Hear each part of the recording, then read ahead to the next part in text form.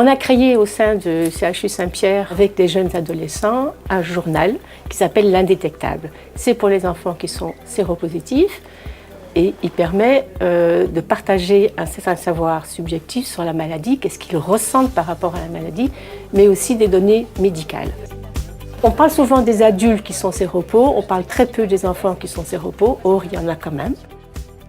Les aider à parler entre eux avec d'autres camarades, d'autres patients qui ont la même maladie qu'eux, c'est ça qui les aide. Le groupe est un lieu de parole, de partage.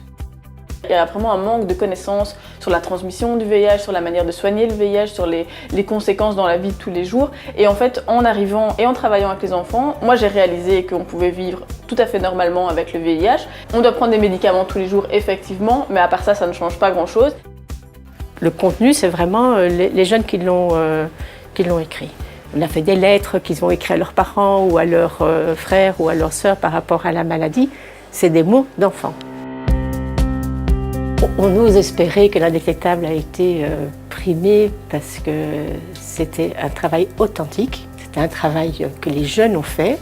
Nous, on était des mandats, on les soutenait. On était là pour qu'ils fassent leur projet au bout.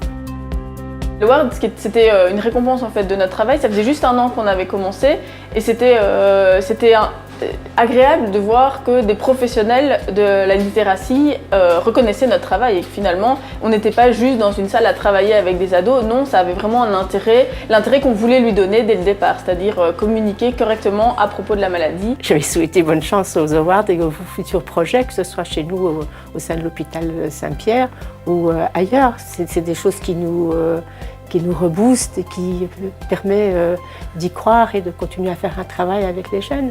Ça, c'est ce qui prime. Donc moi je dirais que les Awards continuent.